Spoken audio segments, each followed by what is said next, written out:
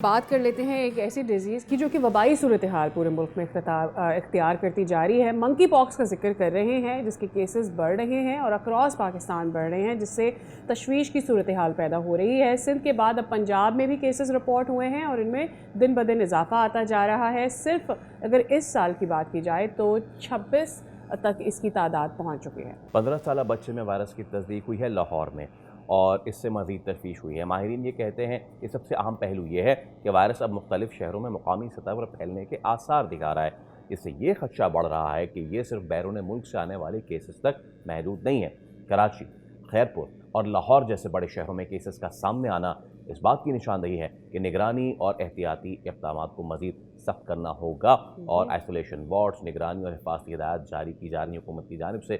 लेकिन सिचुएशन ये है कि असल चैलेंज अवामी सतह पर आगाही और एहतियात है। इसी पर हम बात कर लेते हैं। हमारे साथ मौजूद हैं माहिर वबाई अमराज डॉक्टर फैसल महमूद साहब। डॉक्टर साहब अस्सलाम वालेकुम, thank you so much for your time.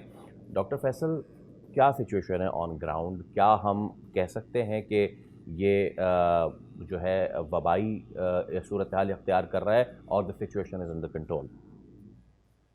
जी, वालेकुम सलाम, आप बुलाने का शुक्रिया। सो देखिए, ऐसा है कि आई वुड से कि वबाही तो नहीं, ये ज़रूर है कि ये वायरस प्रोबेबली काफ़ी दिनों से यहाँ पे सर्कुलेट कर रहा था पहले से ही। इस चेंज ये आया है कि अब लोग इसको पहचानना शुरू कर रहे हैं और डायग्नोस करना शुरू कर रहे हैं। तो ऐसा नहीं कि एकदम से ये आया है, मोर देन लाइकली ये पहले भी आ रहा था। मसला ये जी, कि ये चिकन पॉक्स या दूसरे इन्फेक्शन की तरह लगता है, तो अक्सर प्रोबेबली इसको दूसरे इन्फेक्शंस की तरह ही ट्रीट किया जा रहा था।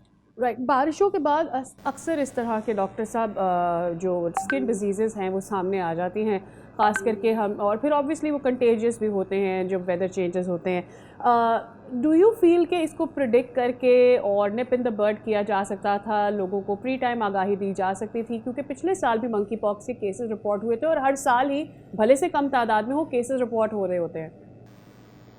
तो देखिए, इस वाले इन्फेक्शन का जो है वो बारिश से इतना ताल्लुक नहीं है। ओके। इसका ज़्यादा कॉन्टैक्ट से या छूने से ताल्लुक है। तो अगर कहीं किसी को एक्सपोज़र हो जाए, यानी कि फॉर एग्ज़ाम्पल किसी को ये इन्फेक्शन है, उसकी सही टाइम पे डायग्नोसिस नहीं हुई है और वो किसी और को देगा। अगर मैं मिसाल दूँ, कोई एक मरीज़ है जिसको ये इन्फेक्शन है, वो दाखिल हुआ है, उसी बिस्तर पे, उसी जगह पे कोई और दाखिल हुआ है एंड प्रिकॉशन नहीं ली गई थी बिकॉज़ वो बीमारी रिकॉग्नाइज़ नहीं हुई थी। तो वो एक से दूसरे को फिर वो इन्फेक्शन वो घर लेके जाएगा, घर पे किसी और को देगा। तो ये पर्सन टू पर्सन इस तरह से फैलेगा। इसका बारिश से अलबत्ता इतना ताल्लुक नहीं है, वो दूसरी जल्द की बीमारियाँ होती हैं। Alright. Alright. Doctor Faisal, Khairpur में जो ये मामला हुआ था जिसके बाद वो लैब्स भिजवाई गई थी, इना खान एंड डाओ, वो इशू ये नहीं था कि ये एक दूसरे को छूने से फैल रहा था। वो इशू ये हुआ था कि प्रॉपर जो हाइजीन। इंतजामात किए चाहिए हॉस्पिटल में वो नहीं हो रहे थे। सो ये कितना बड़ा अहम मामला है और क्या पंजाब में भी इसी वजह से फैल रहा है या फिर कोई और इशू है?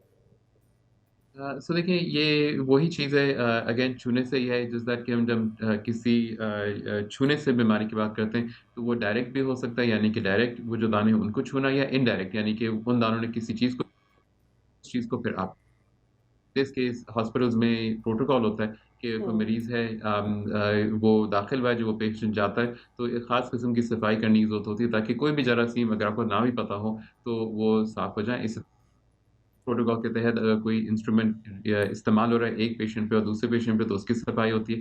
एंड डॉक्टर्स, नर्सेज़, हम लोग भी अपने हाथ साफ रखते हैं ताकि अगेन हम जरासीम एक से दूसरे को मुंतकिल ना करें। So this is right. The same process.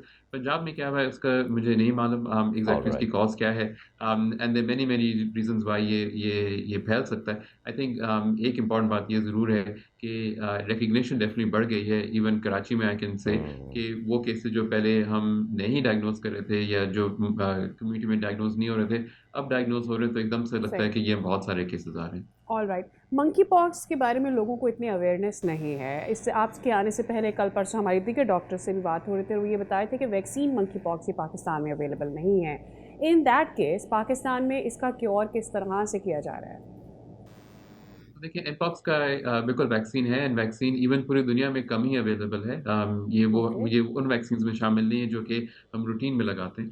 In fact इसकी वैक्सीन यूजुअली सिर्फ़ जो हाई रिस्क लोग होते हैं जिनका रिस्क ज़्यादा होता है, अगर कोई ऐसा आपको ग्रुप मिल जाता है तो उनको और उनके गिरदनवा लोगों को दी जाती है, सबको नहीं दी जाती है। हम्म। वैक्सीन जो है याद रखें क्योर के लिए या इलाज के लिए इस्तेमाल नहीं होता, वो बचाव के लिए होता है।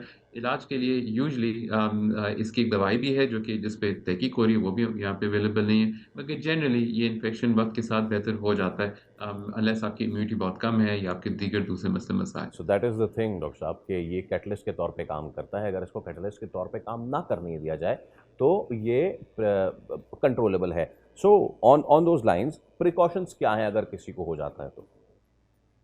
तो आई थिंक इसमें हमको 2 पॉइंट ऑफ व्यू से बात करनी है। एक तो किसी को हो जाए तो प्रिकॉशंस क्या हैं, तो या वो बहुत सिंपल है। अगर आप घर पे हैं, तो फिर आप अलग रहें। ऑब्वियसली कमरे में अगर आपके पास ऐसा है कि आप अलग रह सकते हैं, वो कोई आपके पास जाए तो बेहतर है कि ग्लव्स पहने और ग्लव्स उतार के ऑब्वियसली हाथ साफ या हाथ अल्कोहल जो होता है उससे साफ करने की ज़रूरत है, जो हैंड रब होता है नॉर्मल वाला। एंड देन अगर आप के घर में कोई ऐसा जिसको शदीद बीमारी के चांसेस लगने के ज़्यादा हैं, जिनकी क़ुव्वत मुदाफ़अत कम है, ऐज बहुत कम या बहुत ज़ईफ़ है, तो वो आपके पास ना जाएँ। मगर the more important part which we have to make sure कि हमारे अस्पताल जो हैं, हमारे क्लिनिक जो हैं, वो सेफ़ हों। बिकॉज़ याद रखें कि ये तो एमपॉक्स है जो कि अगेन इट्स अ आउटब्रेक हुआ है, मगर इस तरह से हम दूसरे इन्फेक्शन भी देखते हैं। एचआईवी एक बहुत अच्छा एग्ज़ाम्पल है, जो कि अगेन बच्चों में फैल रहा है, अगेन इसी वजह से क्योंकि अस्पताल में वो एहतियात नहीं हो रही, जो कि होने की ज़रूरत है। ऑलराइट जी। डॉक्टर फैसल महमूद साहब, thank you so much for your time. उम्मीद करते हैं कि आज की गुफ्तगू से जो उन्होंने देखा है वो ज़रूर इसको फॉलो करेंगे। सेहत है भाई, जान है तो जहान है, तो अपना भरपूर ख्याल रखें। और ये खुद जानलेवा नहीं, लेकिन अगर इसको ज़्यादा आपने कंट्रोल नहीं किया तो फिर ये मसाइल पैदा कर देगा। सब्सक्राइब करें और बेल दबाएं ताकि कोई खबर रह न जाए।